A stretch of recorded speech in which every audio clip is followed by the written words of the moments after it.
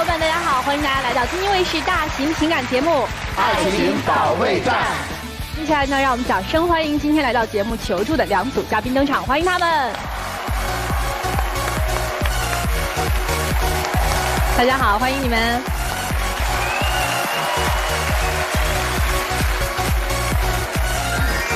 首先要疗愈的是本期第一对情感嘉宾小邹，31岁，来自河北；司机小石，29岁，来自河北。无业，他们究竟遇到了怎样的情感困惑？你们遇到了什么问题？现在生活太黑暗了，让我看不到一点希望。我也在努力付出啊，可是他总觉得我是个拖油瓶。婚后对方变了吗？他现在比林黛玉还娇弱，我感觉根本没有必要。他对我的态度和以前完全不一样了。有什么想对对方说的？他能不能积极一点，为我们的将来好好考虑一下？别总逼我，多理解一下我的感受吧。那咱从黑暗开始说你们的生活，还是先从光明的地方开始说呀？先从光明开始说吧。先从光明好。你刚才说你们俩是相亲认识的是吗？对，家里面介绍嘛。然后第一次见面的时候，我就觉得，就是感觉他挺有意思的，就是挺有趣的，就感觉2个人也特别合拍嘛。然后就是互相都挺有好感的，然后就慢慢走到了一起。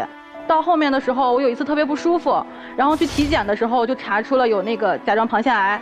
那个时候因为刚在一起没多长时间，只有3、4个月，反正是做了最坏的打算。我就觉得我们可能会分开，但是他就是没有跟我提分手，然后反而是一直在照顾我嘛。然后我当时也是特别感动。病好了以后我们就结婚了。给我求婚的时候还给我做了一个特别浪漫的视频，然后我当时看完以后还是特别感动。能欣赏一下这个视频吗？可以。来，咱们一起看一下啊，这个甜蜜的视频。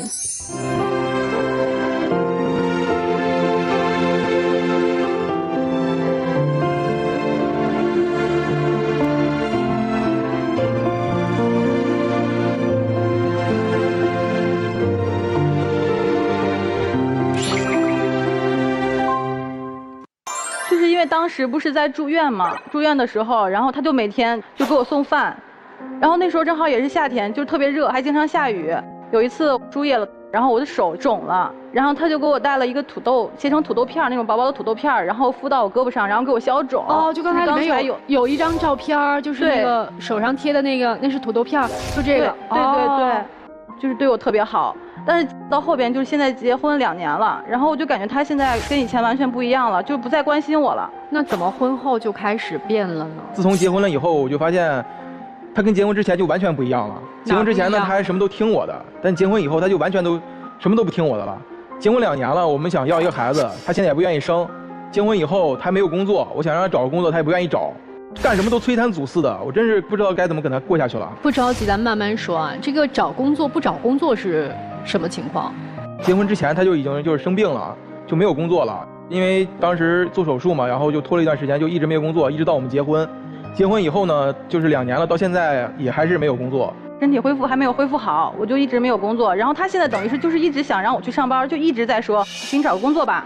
每天就这样。他说他给你找个工作是这样的，我当时看他就是自己也不愿意去找工作，只能是我去帮他找工作了。然后我当时我说那我去吧，我去看看。我去了以后是在一个便利店，然后就说要上8个小时，而且是全程站着的，就是不能休息，不能坐着。那我的身体我一直站8个小时，我肯定是受不了的。在你做完手术多长时间之后给你找了这份工作呢？2年左右。现在身体还有什么不舒服的地方吗？就你自己的感受？就是我之前如果出去买菜的话，我走的时间长，我可能会就是很累。所以他给你找了这一个工作，你觉得不合适，然后就没去上。对，说身体不舒服什么的，我也就没有要求他去上这个夜班了。后来我又托朋友关系找了一份客服的工作，待遇也比以前更好，朝9晚5，要月休8天。我朋友说只要你媳妇儿好好干，1个月挣5、6千块钱一点问题都没有，又不累。但是他呢，就是上2天班之后，第3天班他就不去上了，然后还是我朋友打电话打到我这儿来了，说你今天媳妇儿怎么没去上班啊？打电话也不通。结果我说我给打电话问问他吧，电话里边他还嘴硬跟我说他就在上班呢。我说你现在要上班的话，我现在去公司找你去。这才跟我说实话，他说他闺蜜逛街去了。给我找了一个客服的工作，然后就是每天要解决那些客诉的问题，就是每天打过来电话，要么就是抱怨，要么就是指责，就是在解决一些对，就是很情绪上的问题，负能量太多，对，负能量特别大，我根本就接不住那些话嘛。然后我就觉得，那我现在养身体肯定是，就医生也说了，让我保持好的心情，就不要就有那些负面的东西。一开始我为什么没敢跟他说呢？我就是觉得我要是跟他说的话，他肯定又跟我大吵一架。你起码也得跟班上的同事说一声，怎么会人家觉得你没上班还得问你老公人呢？比如说部门领导，你得跟人说一声吧，这没人了吗？对，这事儿反正是弄得我在我们朋友面前特别没面子。不是，还有一点我不理解，您不是刚才买个菜走2步会累，怎么还跟闺蜜逛街？对，所以说让她上班挣钱她嫌累，跟闺蜜逛街她就不嫌累了。我说咱们就是过日子，咱总得往下过吧，对吧？咱不能说光指望我一个人，我一个人现在又要挣钱，又要交房贷，又要管家里吃喝拉撒什么的，压力真的特别大。我也有自己的工作，就是我在那个网络平台上，我有时候也会发一些就是那种优惠券或者是电影票之类的，类似他们说的副业那样子。我也有一部分收入，也不是说完全没有收入。哦，他每个月挣的那仨瓜俩枣的，连交电费都不够，就只能当个零花钱。那是多少钱呢？到底？就每个月大概也就几百块钱吧。我就感觉他现在特别不在乎我，就是不拿我身体当回事儿。我就感觉他就让我上班，就是要钱不要命的这种感觉。我就觉得我去上这个客服，我去这个岗位，如果我再生病了，我又花个多少钱？那是你能拿出来这个钱，还是我能拿出来这个钱？再休息多长时间，你觉得身体能养得好？你给他一个希望嘛？他不是说现在全是黑暗嘛？哎，你愿意上班吗？如果合适的话，我是愿意去的。什么样的工作你觉得是合适的？如果找一个行政前台，这样很轻松一些的。妈呀，行政类的工作才累呢，姑娘。他意思就是想找一个稍微轻松一点的，又挣钱多的，还不累的。你是学什么专业的呀？我之前是学建筑的。行，工作的事儿咱们就先放在这儿。接下来就说说，就是你一直说他，你觉得你是他的拖油瓶。对，他现在就是觉得我像一个拖油瓶，我是他的累赘一样。感觉我每天就在家里又吃又喝，我什么都不干，然后他每天辛辛苦苦在外面挣钱。但是呢，结婚之前他就跟我说，他把工资都上交给我。但刚结婚的时候，他确实也是这么做的。然后我花钱他也不怎么过问。然后呢，就是从今年开始吧，然后他那个钱就不转给我了。然后就是我给他要点钱也特别费劲。上个月我要交电费，我说你给我500块钱，就支支吾吾半天，然后给我转了200块钱。然后我说我这钱是交电费，我又不是说我自己吃了喝了花了，就是。他说200不够吗？200就够了，为什么要500？那是因为那时候我根本就没有500块钱，我兜里只有200块钱。我说咱们过日子总得为以后将来做打算吧。现在我交完房贷之后根本就存不下来钱。他就是不愿意给我，就现在一直在卡钱嘛。结婚纪念日的时候，就是之前的话，他还会给我惊喜，给我买花啊，就是给我买礼物什么的。像今年什么都没有给我买。结果就是前段时间他自己买电脑，买了一台1万多的电脑。那我不抽烟，我不喝酒了，我就愿意下班打打游戏什么的。那我自己挣钱，我自己花，我又没花你的钱。后边我说我想买一件棉服，然后他也不给我买。正好他那个乘客在车上落了一件衣服，他就跟我说，哎，这件衣服挺好的，你穿吧，就不用买了。他让我穿乘客落下的衣服，我就特别过分。我当时觉得关键那件衣服跟他尺寸差不多，而且。我打电话的时候，这乘客也说，那个就落了就不要了吧，就给你了，送你了。然后，而且那衣服也挺新的，也挺好的。你们家也不至于这样吧？对呀，我当时就跟他说，我说家里是过成什么样，连一件衣服都买不起了吗？就是你根本就不是没有钱，你就是不想给我花而已。包括后面也是，他不给我花钱，就说不让我花他钱就算了。后边我说想买那个保健品，就是说能提高免疫力嘛，就是能让身体恢复的好一点。我就给我妈要的钱，我说买保健品，结果呢，我买回来那个保健品，他跟我说什么？说买这个没有用，说有这个钱怎么着，还不如存了呢。吃药都治不好的病，你说你吃保健品能治好，那不是浪费钱是什么呀？你的钱我不能花，我妈的钱我也不能花，凭什么呀？管得怎么这么宽呀？哎，他以前是这样的吗？他以前不是这样的。什么时候开始的？结婚之后。婚前你有花过他的钱吗？婚前我感觉我没怎么花过他的钱。结婚谈恋爱正常花销吧，反正。我觉得你可能是因为婚前没发现他其实本来就是这样的人，因为你婚前也没有花他的钱，对不对？对。也就光看到他对你好了，因为好是一个动作嘛，好不是一个利益的输出嘛，对不对？没有牵扯到共同利益啊。对。你们这个跟双方父母的关系怎么样啊？反正每次我说要去我妈那儿，他都不乐意去。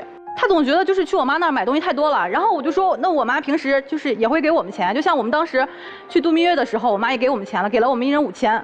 咱们平时回去看看老人怎么了？就是你买个东西，你能花多少钱？你能花多少钱呀？不是去1次2次，那1个月带我回他妈那儿一次去4、5回，每回都得提一堆东西，提少了还不高兴。不是说让你买多少钱的东西，那去看你妈妈了吗？我妈现在跟我们住一块儿。你跟婆婆关系怎么样？一般吧。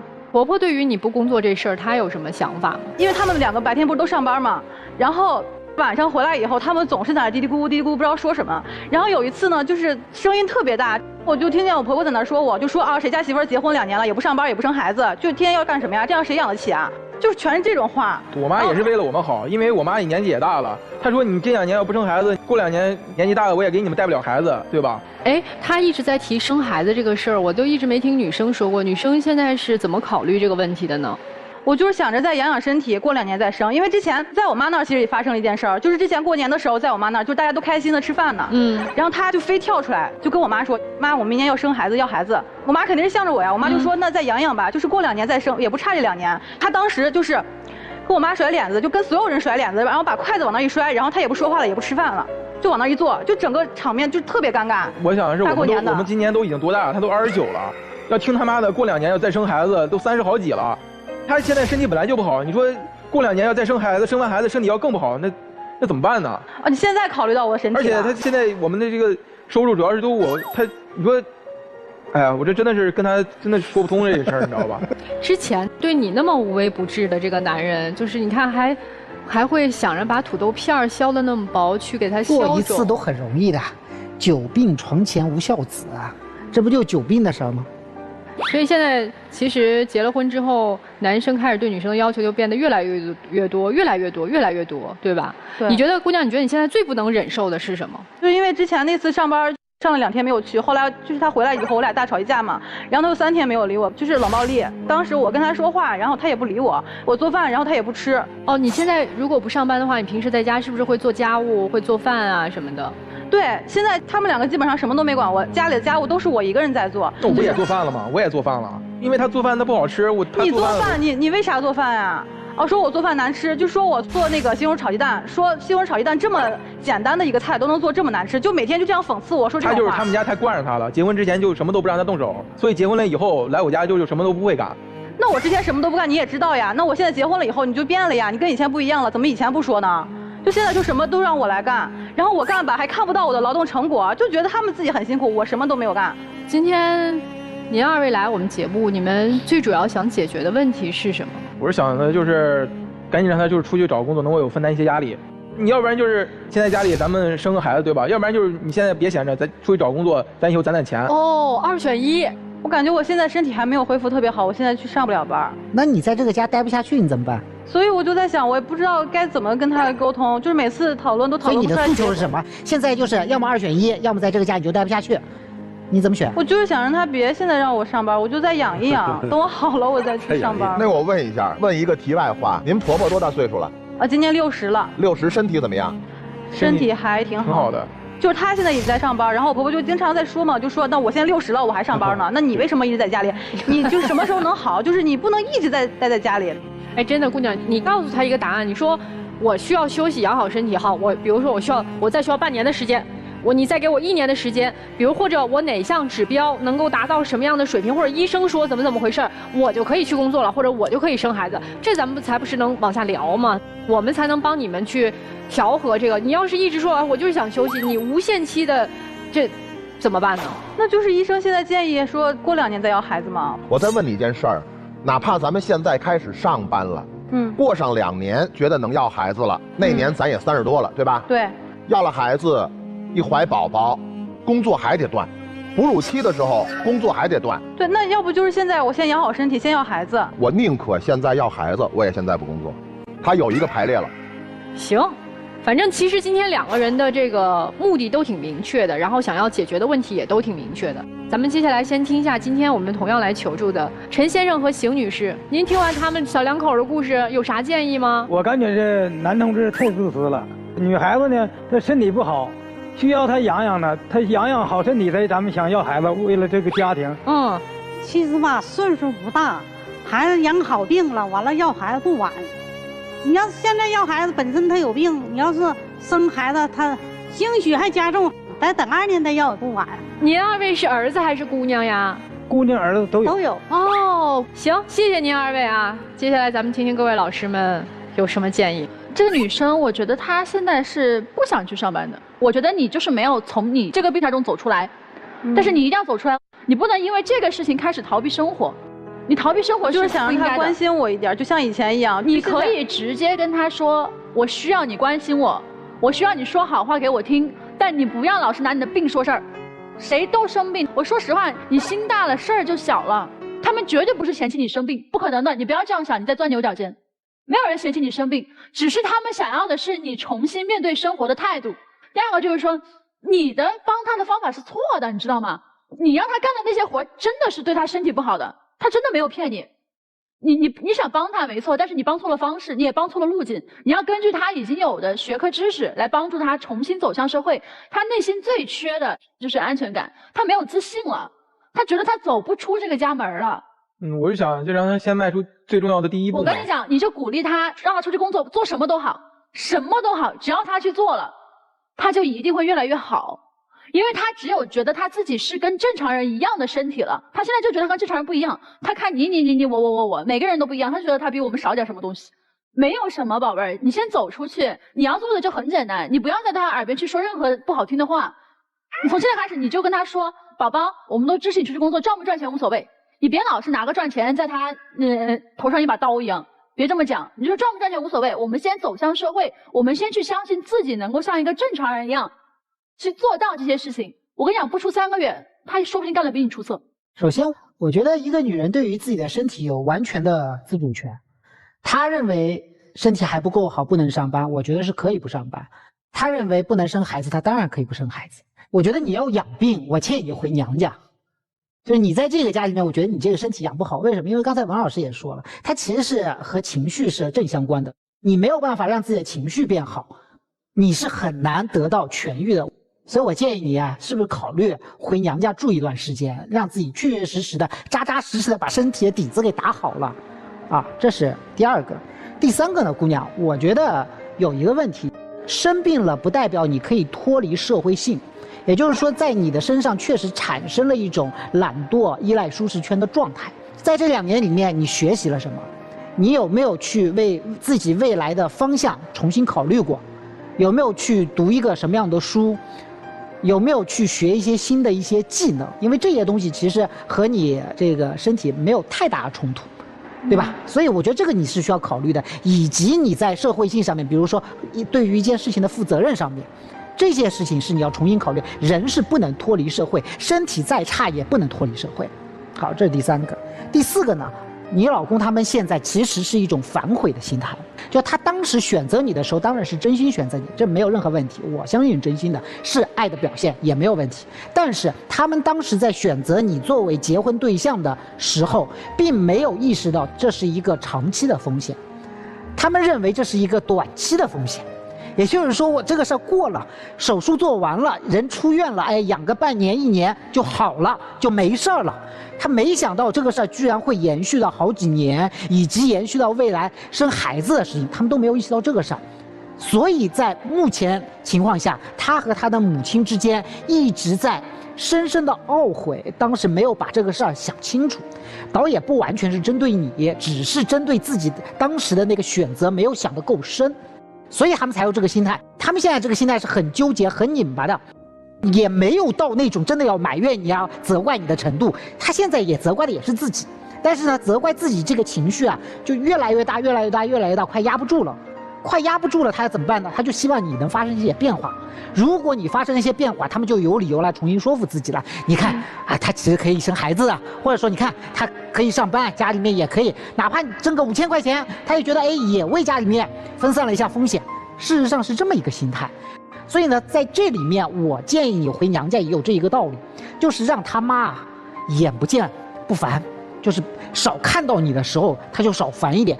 我60岁的人，我在上班，我一60岁老太太，我下班回来看了你翘着脚在那边看电视，她心里不舒服。所以我觉得，怎么样才能够把你养好身体，以及让他们家2个人心里舒服，同时完成。回娘家一段时间，身体底子打好了之后，你觉得在整个生活状态上可以有变化了，再重新再去跟他们去接触，或者重新住在一起，我觉得这是可以考虑的。至于男生，我觉得你的变化稍微快了一点，就是结婚毕竟才2年，我们说久病床前无孝子，你这2年态度的变化稍微大了一点啊！我相信这里面是有你母亲的一个态度对你的影响，你母亲有这样的态度，我完全能理解。但是你别忘了，你是爱她的，有爱在这边打底，你的态度就不能口出恶言。你现在已经有压不住那种口出恶言的状态要出来了，你得控制一下自己。这是你选的老婆，是你一个你爱过的女人。谢谢陆琪老师啊！如果我们电视机前的观众朋友们想找陆琪老师解决问题，你们只要去微信搜索我们陆琪老师的微信公众号，就可以找到陆琪老师了。那么，当然大家可以提一下你是爱宝的忠实粉丝啊，这样我们有新人礼包给大家。我其实看这个问题和前面2位老师还都有点不一样的一个角度是什么呢？我在想一件事儿，我觉得这个病啊，给你们的爱情加了个滤镜。就是你们2个人是在相恋不久的时候，女生发现生病了，对不对？对，刚才说到3个月是吧？对，3个月的时候，爱能有多深啊？他之所以能够对你不离不弃，我不否认他喜欢你，他对你有爱，但是绝没有你想象的那么爱的轰轰烈烈。只不过这个时候人性的光辉在闪耀，这就好比我身边一个同事，我身边一个朋友病了，对吧？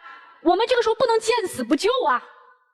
这个时候是他人性的光辉，并不是爱，所以你误以为了他对你的爱有多么的深沉，多么的伟大，你现在才会在婚后闹这种各种各样的别扭，觉得他不如曾经对你好啦，他不如曾经爱你啦，他以前对你怎么样。姑娘，任何一个男人在结了婚之后都没有恋爱的时候对他好，你生病的时候他对你的好，就是你此生高光时刻了。再下一次可能就是在你怀孕生孩子了。所以你现在对他提出的这些要求，让他像以前对你一样好，第一是不可能，第二他根本做不到，因为这个爱已经被这些琐事儿和你的病，还有他对你的不满消耗殆尽了。他现在不恨你，不讨厌你，你就烧高香吧。我的话说的比较直白，但是事实就是这样，姑娘。所以你现在就一件事儿，认清现状。现状是你们已经因为这一场病走进了这段婚姻，我们不能再把这段婚姻拖垮了，除非你们2个人现在非常清醒的说对不起，过不下去了，那就和平分开，谁也别折磨谁，趁现在还没有孩子的时候。但是如果你们2个人说既然我们选择走进婚姻了，我们就一定有什么困难要共同给他克服，那现在就不要敌对，我们把对方当成自己的人生战友。女生收起你对他的那些要求，男生同样的。你管这叫人性的光辉是吧？嗯，那起码他有过人性的光辉啊。嗯，对吧？一个有人性光辉的人还是难得的吧？他当初跟你结婚的时候，是你已经做完手术了，对吗？对。他明知道你得了这个病，然后他依然跟你结婚了，然后依然是给了彩礼，买了3金，对吗？对。所以呢，他曾经因为咱们哪怕有过这个病，他也愿意跟你结婚。起码咱当初没挑错人，对吧？嗯。那我问一下，一个60岁的婆婆在外面工作，起码到现在结婚2年，这个婆婆跟你啊面上没有冲突，对吗？嗯。这个婆婆算不算还行？是。行嘞。这个丈夫没什么罪过，如果他现在就想跟你分开，可理解吗？这事儿？好像也能理解。对，咱们先把心理包袱放下，别一来就是你是坏人，你是坏人，没坏人，这里没坏人。小邹啊，你面对一个现实，刚才你妻子在台上就说了，我觉得你还行。你现在就算有别的想法，你妻子也不至于在人格层面就否定了你，她也没有否定你妈妈，客客气气的，人都不错，对不对？你妻子大概率可能这一生不会工作了。我们问了，你妻子说，那我宁可现在我先要孩子。他刚才做了一个选择，宁可先要孩子都不工作。每次问什么时候能养好身体，我先养好身体，这是无限期。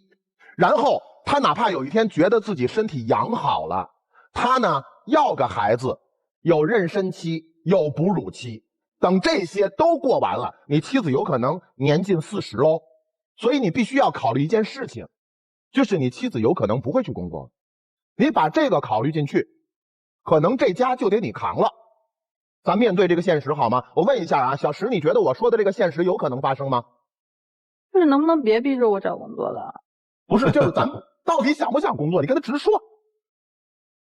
唉，我就是想着等我养好了再工作。无限期，好，看明白了吗，小邹？咱们现在双方都没有任何道德层面的包袱，咱们不要把它上升到那个层面。2位可以选择了。他选择不了。我再告诉你几个事实哈。第一，爱是可以给人力量的，但有的爱却让人丧失了动力，这种爱就很错。第二，如果你的母亲跟你说你不要工作了，这辈子我养你，你可以吗？你答应吗？不答应。哦，为什么？我觉得我现在已经结婚了，我不能靠我母亲了，因为我结婚了，我有自己家了，对不对？我也靠别人了，是吧？有很多的女生在听到一个男人对她说：“你不用去工作了，我养你。”她会选择说不，因为她知道真正在一段爱情里面是要独立的，是要对等的，所以人家说我养你，她就不让人养，不像你。人家明显是养不起你，不养你，希望你去工作，希望你去分担，但我不。这就是你现在的状态，你是在持爱撒娇呢。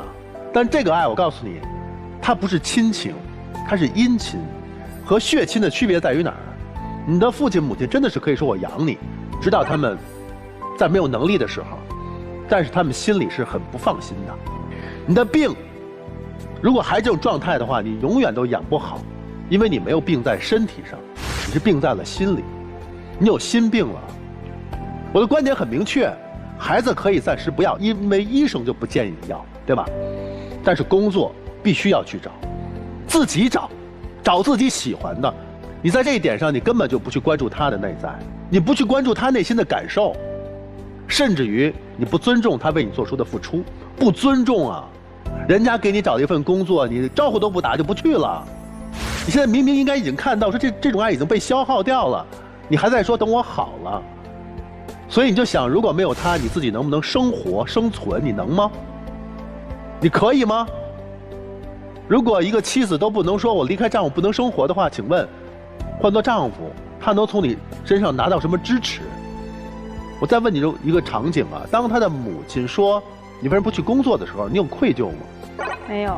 恕我直言啊，如果你这点都没有的话，我觉得你不值得这个男人以及他的母亲对你好，不值得，因为这份爱你没有给人家去同样的这种付出，你凭什么得到这份爱？接下来你们2位就坐在那个位置上，想一想刚才几位老师说的话。好的，来，我们交换一下位置，有请我们第2组嘉宾。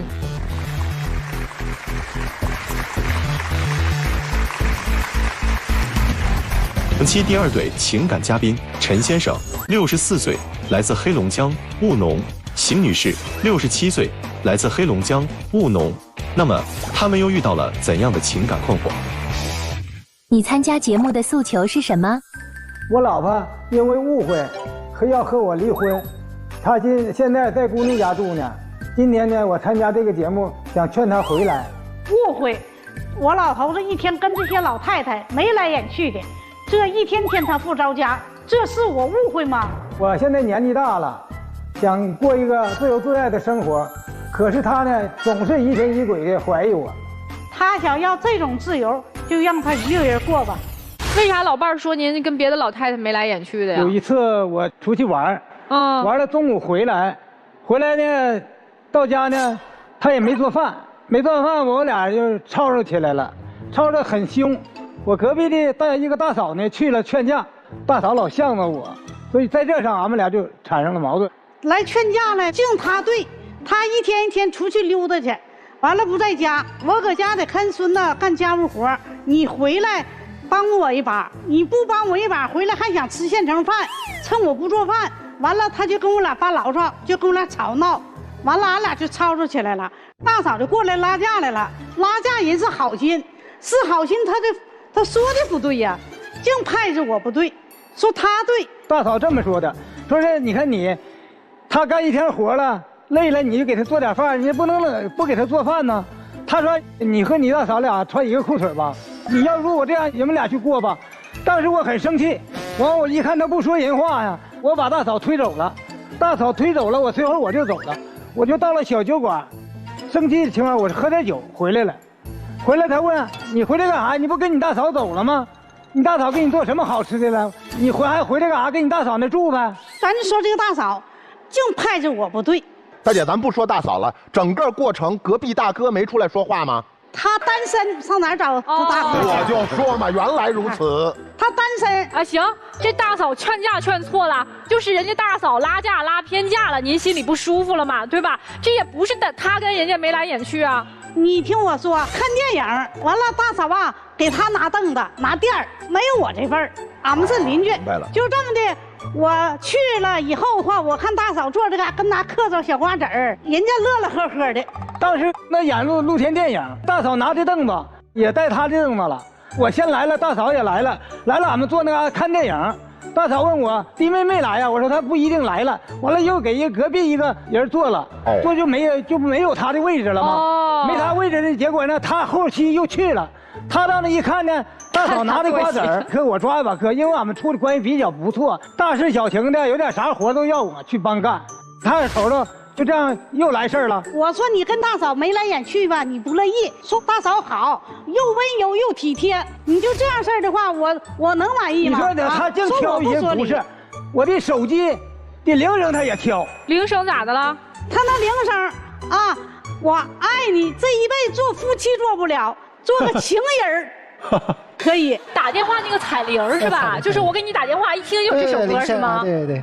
这从哪儿找来的歌呀？我买手机时候自带的铃声啊，我自己我也不知道啊。哎，打电话来喝2盅来，咱喝2盅。他俩还老约着一起喝酒是吗？哎，他有事儿，他家做好吃的吧，就招呼他喝酒。哎，喝了吗？喝了吗？大哥说。这有我吧，在大嫂家没少喝酒。你俩是单独喝还是有别人？有别人，有我同事啥的。哦，有单独喝过吗？有过一次，他上小鸡儿找我喝酒。还杀了只鸡。行，哎，单独喝过酒，还有啥？还有一样事儿啊，还有一样啥事儿？我说芒果好吃，他搁网上给我往回买芒果，买芒果，咱说他要告我一声，啥毛病不犯没告我，给我买回来1件，搁2厂给他大嫂又买1件，我回来我问他吞吞吐吐的。其实你是误会，当时是这样式的，我们那个地区没有芒果，给网上我给他邮回来的，邮一看网上吧，买1件吧。贵，我就买了2件。哎呀，多乐大嫂对咱们关系也挺好的，人家吃啥也不忘了咱们。我给大嫂也带1件吧。你是都寄到你们家，还是分别寄的？都是我的名字。我给大嫂打的电话，我为啥我没让她知道？因为她一直知道老磨叽我，不是我和大嫂这么的那么的了，所以说我反对这事儿，我就不让她知道了。回来我问你，你还吞吞吐吐的，我摸起烧烤叉子，好家伙！我不揍你一顿，我就揍他了。当时他吧打我，我就跑了。等我跑了回来以后呢，咋样？还是这样，总怀疑我和大嫂有什么关系。其实我没有。有一次呢，我又去喝酒了，他又说你又去喝酒，上大嫂那喝酒。我说没有，又跟我俩弄气儿，又走了。这不是又出去溜达去了？我打电话我说你搁哪呢？他没糊弄我，搁哪玩呢？我看看都谁玩呢？去了一瞅，好家伙，那个女的要给你整散了，这个又勾搭一个啊！我进屋我就把那个扑克我就给他抓回来了，我就给他撕巴了，桌子我给他周了，这家下地了，劈刀带脑袋。他这样的话，你说你没问个清楚道白，进屋就把牌给撕了，把桌子周了，这帮还有同学五马上墙，我能不打我多没面子呀？那你也没给我留面子呀。因为这事儿，您就回儿子家了是吗？就他回女儿家了。回女儿家了，儿子家我也去，姑娘家我也待。反正就是不回和他的家，我就没回去跟咱俩搁一起待。你俩现在是不是要准备就离婚了？不想过了，我就不。你多长时间没回家了？已经？哎呀，我们俩人家都1年多了。1年多了。对。那今儿来这是啥意思呢？就是要怎么着？我的意思想求助你们劝劝他，把他我们俩还和好。他始终不同意，我怎么说？我去找他2次，我儿女那么送回去，儿女不同意，他都不干他就是不想跟我俩离婚，就怀疑我和大嫂如何。最主要的矛盾，我来替你们总结一下啊。阿姨觉得叔叔第一，不干家务，不帮忙带孙子，然后是家里的活都不管。对对对。哎，第二，跟这个大嫂眉来眼去的，暧昧不清的，然后也不顾及他的感受。第三，还动手打他，对，就是对吧？所以就觉得不想过了，是不是？不想过了啊！我还没说完呢还没完呢。我兄弟出车祸不能自理，还有这么高的资质啥的，家庭非常困难。我当哥哥的一奶同胞，给兄弟买米买面，孩子买衣服，他就跟我俩干仗。你说你兄弟你疼吧？我承认也是对的，你对我。都这样，你还疼你兄弟？你都不疼我，我还让你疼你兄弟去？你要对我好点，我能不让你疼你兄弟吗？那你要是好好的对我，我能对你不好吗？我能不在家吗？那我对你哪点不好啊？你都不帮我，啥也不管我。我回来又不是这个部队帮你干事，哄孙子呢，还又把孙子哄犟活了。哦哟，到干水桶呢，说我倒的劲，报财务呢，说我财务绝对短。别激动，别激动，大哥，我问一下，您现在想让我们大嫂回家是吧？对呀。她回家之后继续念叨你，你听着吗？我当然听。这回听完这些话还出去玩去吗？不玩了啊，不像以前那样。你为什么要让她回来啊？让我听你的意思，不是你一个人挺好的吗？因为我的让她回来的意思是你互相有个照应。那你现在一个人过得怎么样？我一个人过不行。为什么不行啊？因为没疼没热，儿女忙啊，所以说呢，所以你就想到他的好了。对，他确实对我好。那您现在还去大嫂那儿帮忙吗？现在和大嫂都不联系了。我儿女的话吧，早都让我回去跟他过。我有气，我一肚气，你一点都不疼爱我，我有点太伤心了。你说你要是回来疼疼我，你要给你兄弟说是花点钱，照顾照顾兄弟，我能不让你吗？大姐，你要不就开个条件，你做到什么我就回来。做到什么我也不想跟他过了，我太伤心了。您就是打定主意就不过了，感冒了。我说你给我买点药哈，你照顾照顾我。他说啥呢？哎呀，这感冒这传染病啊，这我离你远点，别把我传染上。怎么再说？怎么老师怎么听的？这往我怎么身上？怎么心里咋想的？完了，他也没照顾我呀。后来他也感冒了，他招我让我照顾他啊！我说这回你也知道了哈，我也怕传染呢，我也不能照顾你，你疼着去吧。我就这么的，俺俩这越整越生。哎呀，逼得我儿女早都让我都去过好几次了，让我回去求他，我都他说的都我向你发誓，他不听我的，所以说我来到节目中，让各位老师把他给我劝过去。我们也大概知道了。反正今天就是阿姨就是打定主意，就是我怎么着都不回，然后叔叔就是你们帮忙吧，我得让他回来。这已经都分居1年了，这时间也够长的了。二位刚结婚的小夫妻，你们听完他们的故事有什么建议吗？这如果是你们的爹妈怎么办呢？其实我觉得我是挺羡慕叔叔阿姨这种感情的吧，毕竟也是吵吵闹闹的过了一辈子了。就这么打还羡慕吗？对，不是，也不是说是这么打，就反正也是吵吵闹闹能过了这么久了吧。不像我们现在可能结婚才2年，就可能婚姻可能就出现问题了吧。我是觉得，其实一个女人就是想要的可能并不多，无非就是对她的偏爱，不是说这种没有边界感的爱吧。哪怕就是叔叔对那个阿姨稍微好那么一点点，其实阿姨也能看到的，她就也会把她自己所有的爱，所有的都回报回去。好，来，我们接下来就听听老师给您2位什么建议啊。但是我跟你讲，人就是这样，就是往往就是冲突，它往往会伴随着转机。但是，一旦没有冲突，你这个事儿就无解。他之前选择跟你冷处理，他可以1年都不回家啊。那个时候我跟你说，真没办法，真没招。现在他今天愿意来这儿，是说明了不是因为你表现好，是因为你的孩子孙子表现好。人阿姨是看孩子孙子份上，对，才在考虑说，哎，要不要给你一个机会。那么一般老年人吵架，我觉得是这样子，就是你们要寻求共识，而不是陷入一种内斗。您经常很容易先挑起战争，是你自己的一些行为边界出了问题，然后让阿姨觉得不舒服了。相反，你还要去指责她，是你想太多，是你有问题，咱这样是不对的。那你要真的不后悔，但你就去做那个事儿，你永远别承认你有错。你到今天这来，你不就是为了想承认你有错，把他哄回去吗？对吧？对。那你就直接上来承认错误就好了呀。你上来指着他说1、2、3、4、5、6、7，你能不能跟我学一下？下次你说完他的缺点之后，你说一句“但是我还是很爱你，我还是想让你回家”。你每次只说前面的那半段，后面那2句话你憋在心里你不讲。这阿姨是有读心术呢，还是怎么回事？你这把人伤了，把人打了，你什么都没有，你就想让人回去。还有他吃醋是因为他爱你，他关心你。你就你那铃声，你的手机铃声，谁听谁都生气。你要考虑别人的心情。还有一点就是，阿姨说你脾气不好，这脾气是确实是不是很好，这咱要改。然后完了呢，我觉得你应该去做一点实质性的付出和补偿。过去的事儿咱也谁都不记仇啊，就是过去的事儿就过去了。咱以后千万不要说什么你生病了我不管你，我生病了就你不管我这种事儿，咱千万就别干了。就您作为一个男人，我觉得您格局大一点儿。您是一个男的，你本来就比人家能干，然后比人家就是有体力，我觉得你多关心关心一点阿姨。您不能要求你的老婆就是来管你吃喝拉撒的，这是不对的。你要说让你的老婆来跟你一起经营生活的话，你不能只索取不付出。你回家没饭吃，那你不能早点回去你自己做呀？你不能给她做一顿吗？就非得一辈子了，就是几10年过来了，这个女人付出了多少？为什么就不能唠你一句好话呢？对，你对什么对？你赶紧表态呀！你这跟我对有啥用？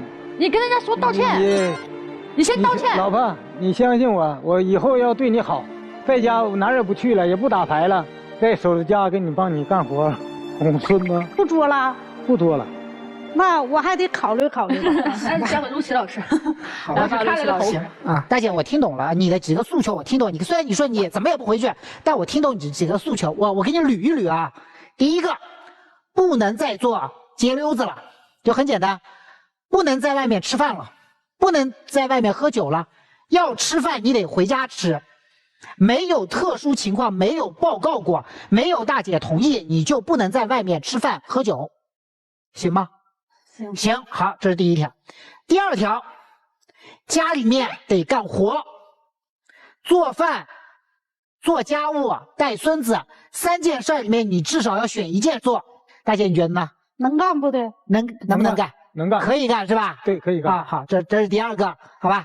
第3个，如果要出去溜达，得带上大姐一起出去溜达，也就是说，每天得带大姐到外面去溜达溜达。得让所有人看到呀！我疼老婆，我宠老婆，大姐你说对吧？是吧？能做到吗？能做到。好，这是第3个。第4个也很重要，你得在你的朋友圈里面郑重向大姐道歉，给你那些什么同学啊、朋友啊都得看到，你郑重向她道歉。之前是你错了，你不该动手，对吧？你以后都得听老婆的，得让所有人，包括像全村的人都知道，你得向大姐道歉。行吗？能做到吗？行，能做到，能做到。让他回去咋的都行。这4条，大姐你觉得行吗？可以。你还有别的什么条件不？那你得说到哪就得做到哪。哎，这4个必须做到，我都已经给你列出来了，你分别要做什么，对吧？对，全部做到。大姐，原谅你。解决问题还得看咱们陆琪老师啊，所以呢，现在所有电视机前的观众朋友，你们如果想要找陆琪老师解决问题呢，只要在微信上搜索陆琪老师的微信公众号，就可以找到他。同时，如果你提你自己是我们爱宝的忠实粉丝，还能获得新人礼包。我说点泼冷水的话行吗？啊，都过到这个岁数了，能改吗？改不了，我看到。对呀，我看到您2位就想到我已故的爷爷奶奶。他们会有一些我们现在看过来一些不太好的一些习惯，但是他改不了。这样的情况，你们已经伴随一生都过到这个年纪了，64、67岁，他这个脾气他能改吗？他改不了。阿姨，你这个脾气能改吗？改不了，那怎么办？叔叔已经做出一个很大的让步了。说白了，就是因为大嫂那件事儿，您心中不悦，他已经跟大嫂断绝来往了。对他对不对？我泼的这盆冷水就是想跟您说什么？他能做出那1个让步，就已经证明他在向您低头认错了。所以您接下来能不能再去忍受过去的生活？您就自己认真的想想，如果真的忍受不了了的话，您想想接下来怎么办？如果能忍受了，您就不要提那些什么这个要求那个要求，因为您自己心里面知道，您提出来他也改不了。啊，我就是泼点冷水的话，来交给您了，雷老师。我考虑考虑吧。这个得充分考虑儿子和女儿的意见。就是儿子跟姑娘的意见，我上这儿来的，说我这么大岁数了，啊，我爸爸对你低头认罪了，你得给个面子，让我们儿女少操心。你说你当过了，他当过了，让我们儿女多操心呢？就这么的，我跟他来的。主要操心的是他，因为他本来他也不照顾您。真要是有个头疼脑热，被操心的还不是他吗？所以您的儿子和女儿主要是担心你，才劝的妈妈。妈妈是因为给他们面子不得不来了，所以您看您在这家里，您在这家里已经变成了所有人都得把您特当回事儿，但其实所有人都觉得您做的事儿不对，好吗？对，咱别不懂事儿了啊！我要是您的话，也甭什么朋友圈里面道歉了，就现在往这儿一站，我打你，我不懂事儿，对不起。对不起，真的对不起，跟他说，是我对不起你了。现在想起是说对不起了，哎呀，一时冲动。你60多岁老头今儿站这都已经说了100遍对不起了。真的，阿姨您得过就放过人家吧，真的。大姐，离吧，干嘛为儿女啊？都为一辈子了，对不对？这40多年的感情不算什么，对不对？没有了信任，他做了对不起您的事儿，是吧？离了吧，离。俺俩也都大半辈子。那干嘛不在生活当中离啊？儿女叫来就来啊！都到最后了，大哥都几次跟您认错了，怎么着还说我为了儿女，我替他们照顾你，咱不至于。有话好好说，咱跟大哥说。我就是，心里也出气。哎，对我这出气说一说，我这你们大伙儿吧，必须我们俩不过了，我这心里憋气还。当然了，这么的话，我跟您说呀，我出气。最后如果您俩真不过了，您非得气死不可。对，您这不就是把位置拱手相让吗？人家没什么事儿，也让您给推成了什么事儿。咱该点到为止的时候，咱就停。大哥也是要面子的人啊，您就听我的啊。您们两口这个行为模式改不了，就是打打闹闹、争争吵吵，又谁都离不开谁。给台阶儿，孩子们给了一台阶儿，咱就坡就下，别拘着了，好不好？给老公点面子，适可而止。这。好吧，老师，就是黄昏恋的精髓，差不多得了。其实就当来我们这儿撒撒气来撒气。你看这么多人都说了，对吧？是的，对，撒气。所以待会儿您要是回家的话，您就从那个门出来，你们俩人一起出来。您要是想说我还没想明白，我还气儿没撒够呢，您就别出来，好吗？那好，好吧。您二位给你们一个出来的条件，如果女生有想要去找工作的意愿了，我开始为这事儿准备了，你就出来。如果你还是来的时候那套说辞，说不行，我得先养好，我也不知道养到什么时候才能好，反正就是我就是不想工作，你就不用出来了。男生，你出来的条件是什么呢？我可以接受，我老婆暂时不工作，暂时不生孩子，就继续维持现状。你如果要是接受不了这个东西的话，我们俩就过不下去了。你就可以不出来了，好不好？好，这是我给你们设的条件，都明白这个条件了哈。好嘞，那行，那感谢我们2组嘉宾，请各自回到门后。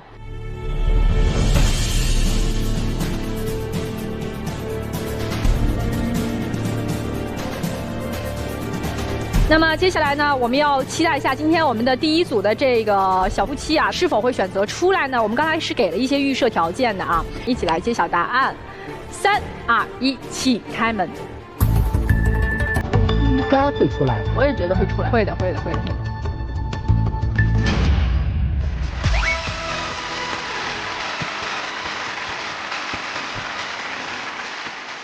他愿意就是为找工作做准备了，然后我也愿意去等他一段时间有所改变，然后我也会对他态度也会有所改变。我觉得我确实该做出改变了，就是我不能一直这么下去。姑娘，你知道吗？其实我们大家劝你工作，真的是为了你自己，不是为了你们2个人的感情，是因为你要对自己的人生有所保障，对不对？对。好了，接下来的时间交给你们2人，抱抱对方吧。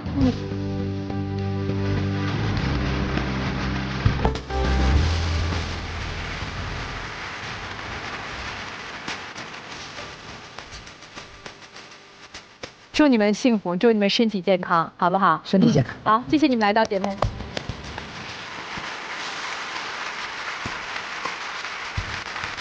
来，接下来我们就看看这对打了一辈子，最后能不能打赞呢？来，我们一起揭晓答案。3、2、1，请开门。咦，走了吗？来，手拉手来的。这是要回家了，回家多好呀！回家，赶紧回家。阿姨，这是要回家了，是不是？回家，哎，我那4条能不能做到？能做到。你要早这样事儿，咱俩至于上这儿来吗？哎呀，是我们的功劳，阿姨。对，互相抱抱对方。别不好意思，抱一抱。这辈子可能都没怎么好好拥抱过。不能撒手啊。